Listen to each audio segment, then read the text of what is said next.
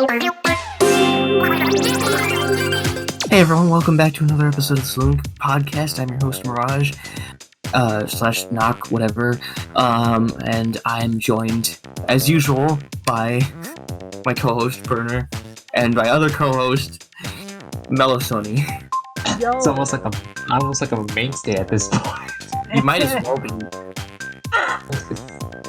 But yes, hello, we are here, and we are doing what we promised that we would do last time, Splatoon! Oh boy. Yup. Yes, so... This is also a Burner episode because of the fact that I have that much of a memory of Splatoon 1, so I'm leaving the majority of this to Burner. Yeah, same here, honestly. Oh, except I have played it a bit more, as in, I know more beats and pieces, but yeah, this is definitely a Burner episode. Yeah, Oh, absolutely. I finally get my redemption arc. You did it! I got my redemption arc for Donkey Kong Country and... Anime moment. And Five Nights at Treasure Island. But yes, so Splatoon is a game released on the Wii U, and a lot of people will say that, Nintendo doesn't really do well with online games, and for the most part that's true, but I feel like Splatoon is when they finally started getting something right, and it's very clearly one of their most influential games, because it's one of the ones that they actually supported tournaments for, so, you know, it shows that people actually do care about this game quite a bit, and I myself included have a lot of nostalgic memories on the Wii U with Splatoon, and its sequel. So, fun duology episodes coming right at ya. There you go. Yep. Incoming. That's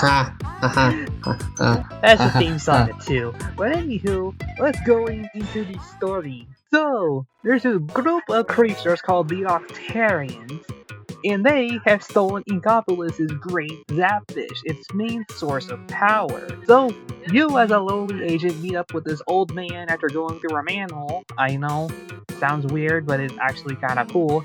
And you gotta take the great Zapfish back from the Octarians. And yeah, that's pretty much the single player mode. Go from stage to stage, and then yeah, there you go. It's like pretty much an action platformer, but at third-person shooter mechanics.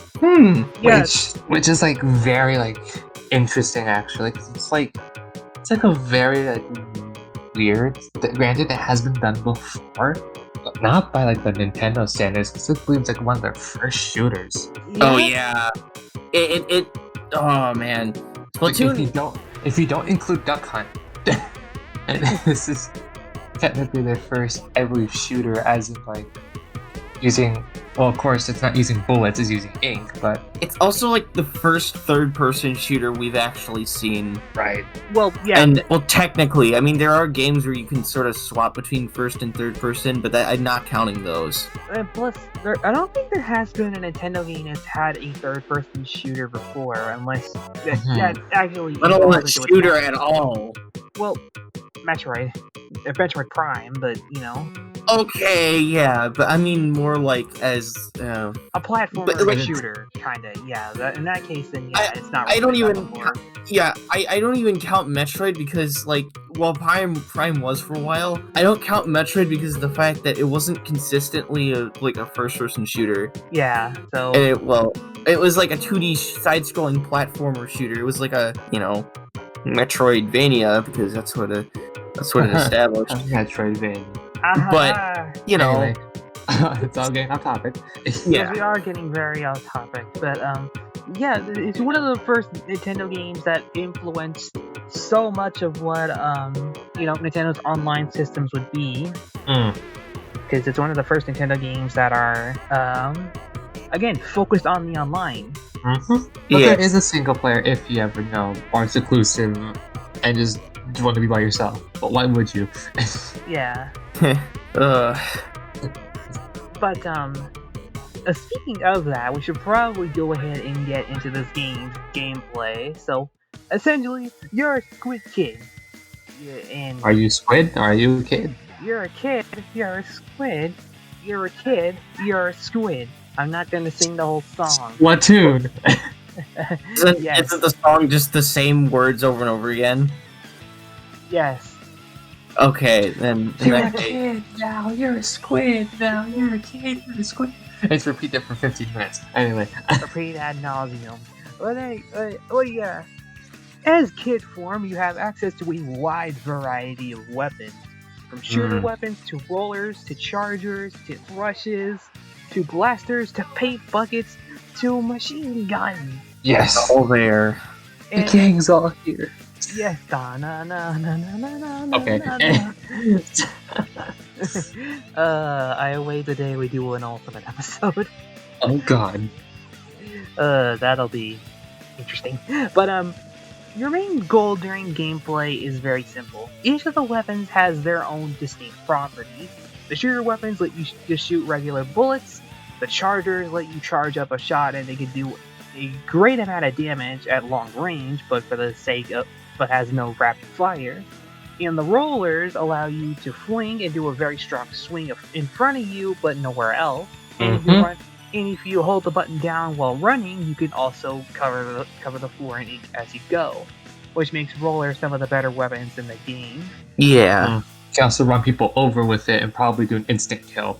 Yeah. Oh yeah. I'm pretty sure some rollers allow you to get the Kraken as well, because the Kraken is like a really powerful what do they call them?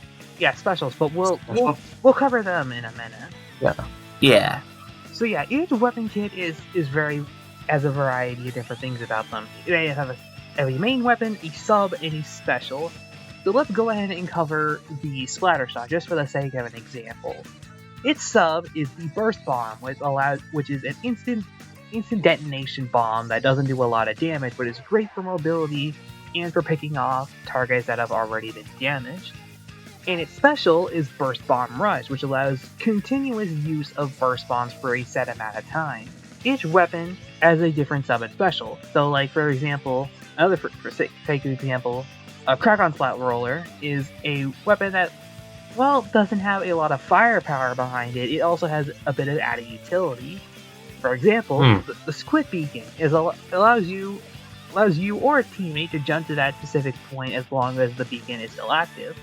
And you also get the Kraken special, which is an instant kill super squid form that if you jump into an enemy, again, you instant kill them. The only downside is that if you go through grates, you're gonna fall. And don't keep in mind, bullets bullets, although they will not damage you, they will kind of push you. So you also fight that as well.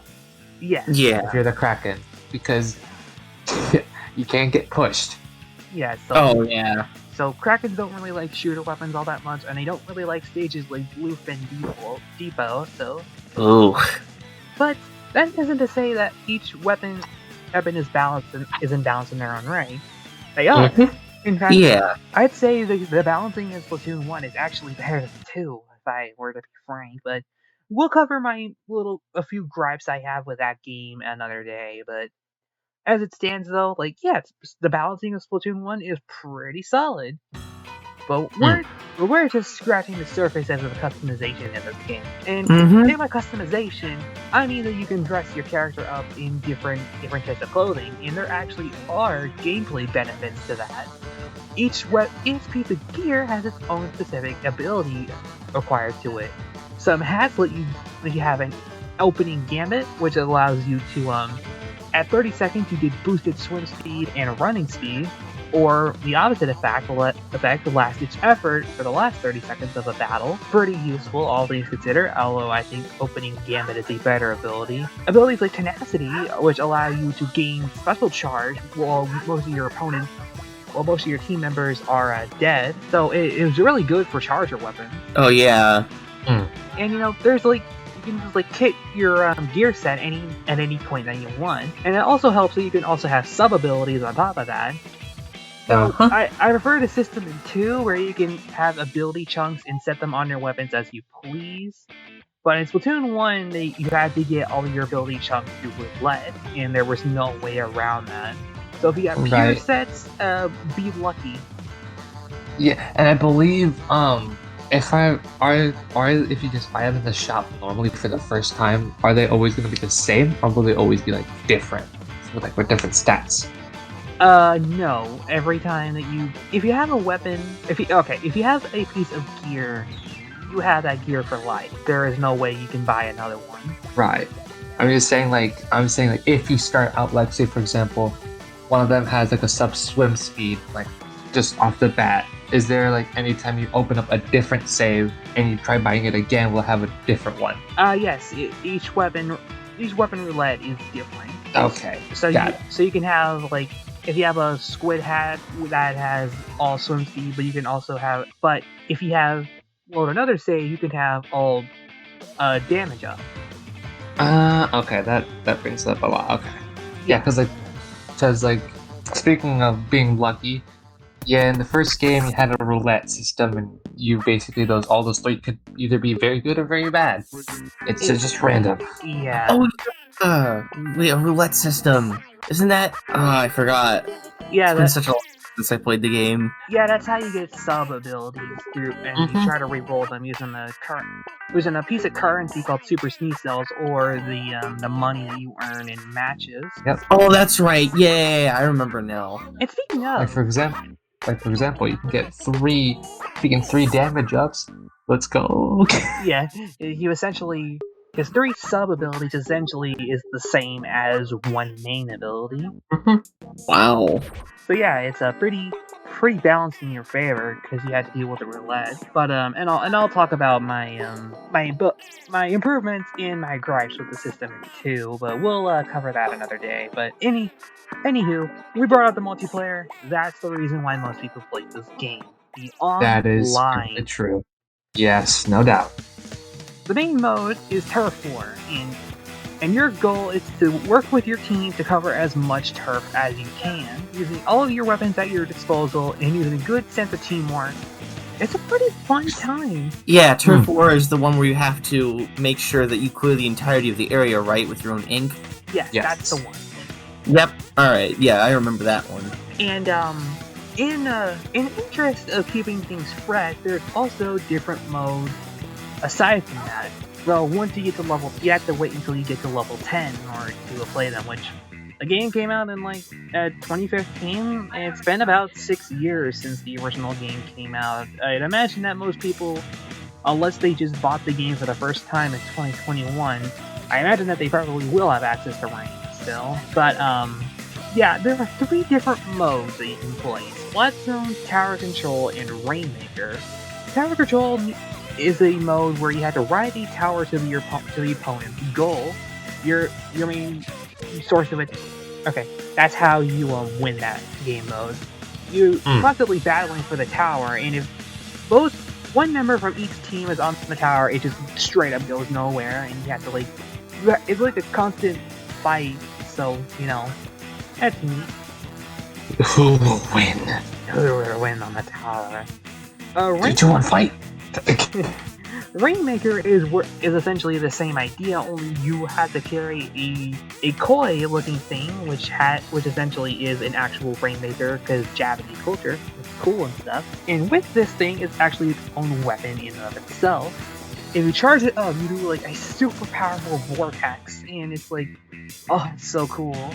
There's a vortex, and if you also charge up completely, if it lands, it'll do an explosion.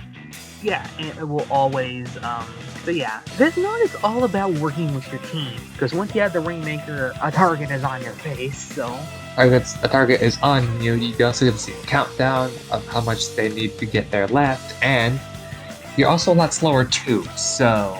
Yeah, to make sure that people have your back, otherwise you're gonna die, because you have a target, like what Burner said. Yeah, Rainmaker is a mode all about teamwork, more so than anything.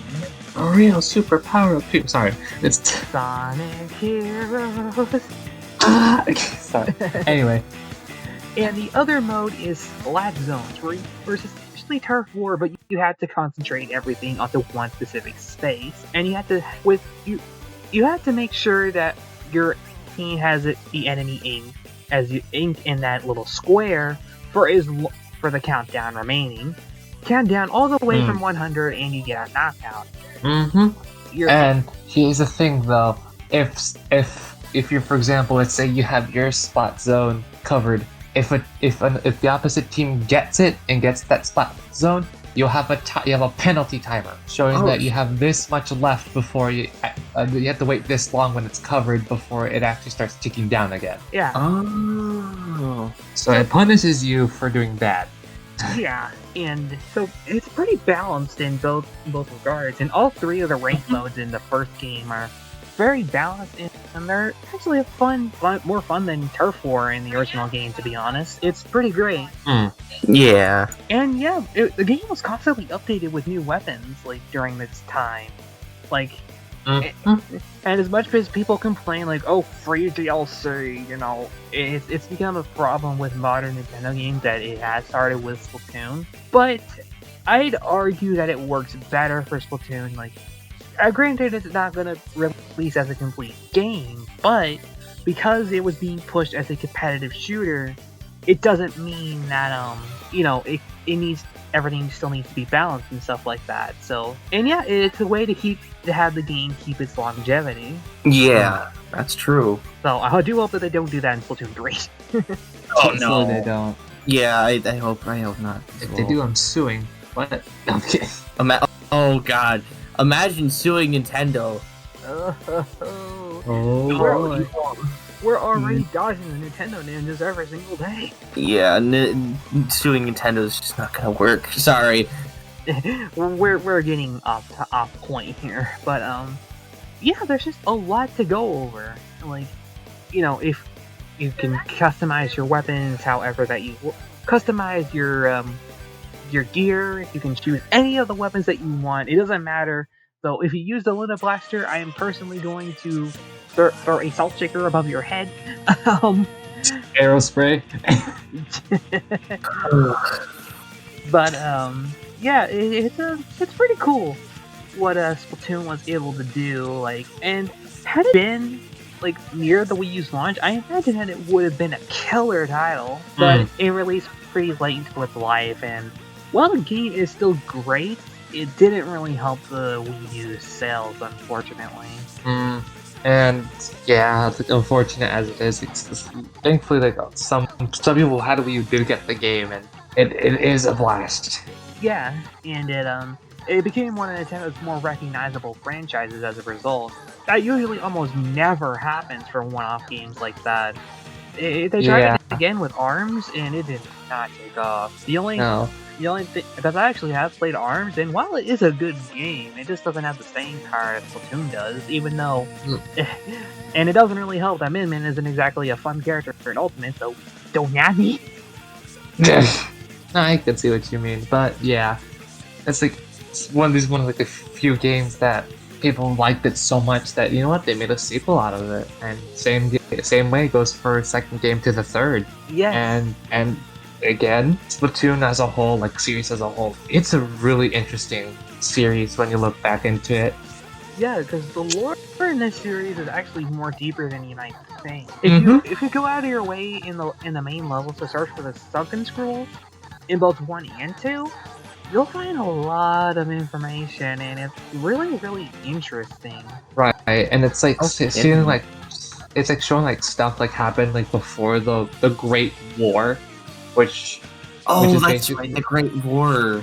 Yeah, the Great War, which basically was like the Octarians versus the Inklings, like with the Great War, and Captain Cuttlefish was actually in the Great War. Yeah. And so basically it talks to stuff like that. It also talks about like some small little details that you might not notice as well, which is very interesting. Yes, if you're invested in the game's world, I do not blame you. They do a very good job of explaining everything. And more so the first game than the second. I feel like the second toned it down a bit, but it still has some lore that you might not realize. It's like the first game I feel like has like the most lore so far. Yes, but that's not. Well, we don't know that until 3. That's not, and that's also not taking into account the Octo expansion. So that's perfectly true as well. And we'll also cover that next time as well. So. But yeah, real quick, I want to also briefly touch on something that I feel like most people would want us to mention, and that would be the amiibo. I haven't played all the amiibo challenges because I don't have the Squid amiibo, but for the original game, and I wish they did this in 2, but they did not, For the Inkling Girl, Inkling Boy, and Squid amiibos, if you scan them onto your Wii U gamepad, you got extra challenges from the story mode. And if you unlock all of them, you not only get new pieces of gear, but you also get hero replica weapons. So for the Inkling Boy, you get to play them with a roller, and the Inkling Girl, you get it with a charger. Oh yeah. And with the Inkling Squid, it gives you like more miscellaneous challenges, and you also get the hero shot as a weapon. I remember that. I think I got some of the hero clothes. Yeah, so it's very interesting. If you have the amiibo in this game, like, if you haven't scanned them yet, then like, yeah, do it. You'll probably find that these challenges are very interesting. Take them out of your case and just play it. Yes, diehard amiibo collectors, do it right now. But I also feel like we probably should mention as well, because I feel like they're gonna skin us if we don't. I actually forgot the name of it. Shoot. The Squid Girl anime? Not that, but what are they called? Freaking Splatfest. Thank you. Yes, Splatfest. Okay. Yes, they almost forgot. That's one thing I feel like we should mention. Splatfest are basically these like not small, but pretty big like decisions. Where like, for example, the first game of Callie and Mari. Yes, the joke is based on a pun. Anyway, you have to choose one of their sides between, like, for example, ketchup and mustard, stuff like that. Yeah. Oh, that's right. And like stuff like that, and then, like, people get to choose one side. And basically, depending which side you get, you go against the opposite side. Basically fight. I think it's like for a specific time, like a limited time until the results come in, and that you gain like money, all sorts of other things. It's just like a very good way to keep like the game itself and the people who play the game like active. Yes, it was a nice way to, again, longevity. That's the big thing here. Mm-hmm. If it weren't for Splatfest, I have a feeling that I'm pretty sure people would be more angry about the lack of content. It's like the game was regularly updated. While I wasn't a part of the Splatfest in 1, I was a part of them in 2. So, and they're great. Also, Team Callie, let's go. Marine. Oh no, we're gonna fight. Oh. But yeah, maybe behind one the of the biggest. But yeah, Splatfest were a very main part of the game, and Werner said longevity was the name of those reasons, and it worked so much so that again they were a primary part of the second game, and people were like asking when it released, saying, "Oh, when's the Splatfest?" Yes, let's find out. What is it? And I imagine that because they were so successful in 2, they're also going to come back in 3, so... Which I'm very, very excited for. It's going to be a day one buy for me when Splatoon 3 finally gets a release date, so that'll be nice. December 31st of 2022. Yeah, it's very, very interesting, this game. And it's also its sequel, but we'll have to cover that and save it for next time, because we are running out of time now. But we are. But yeah, all in all, Splatoon 1, it has a lot of good value. Granted, some of the things that it does are a bit archaic, and while I might may not necessarily agree with all the changes in 2, I still feel like it does do a lot right on its own. And as a standalone game in 2021, it still has some merit being played. It really does. Just know that if you play it now, you're gonna run into a bunch of Japanese players. So. Oh yeah. Oh, I remember that. That was horrible. And for those who don't know, that's basically in terms because if you play at night, you're gonna Japanese. It's morning over there, so you're gonna play a lot against them. And let's just say they're a lot better than us. And also, the Japanese have like incredible, inhuman reflexes. And also latency. That's also a thing. Yep. That too. But yeah, if for those of you who have enjoyed this episode of the Saloon Podcast, stay tuned for whatever else we have in store. Mm-hmm. And just a quick disclaimer. Japanese people who watch this, we love you, okay? Yes. Japanese people are cool. This is no offense to them. We're just saying they have godlike reflexes. They do. Do you think they probably eat vegetables? Good question. Probably do. I would say so. Todd Ingram moment? Anyway. Sky Pilgrim references aside, good night, everybody. Well, you know what they say. I actually forgot it. Oh no, Oscar-minded Weeder and wacky waving arm flame me too, man. That is Yeah. mine. That is it. Goodbye.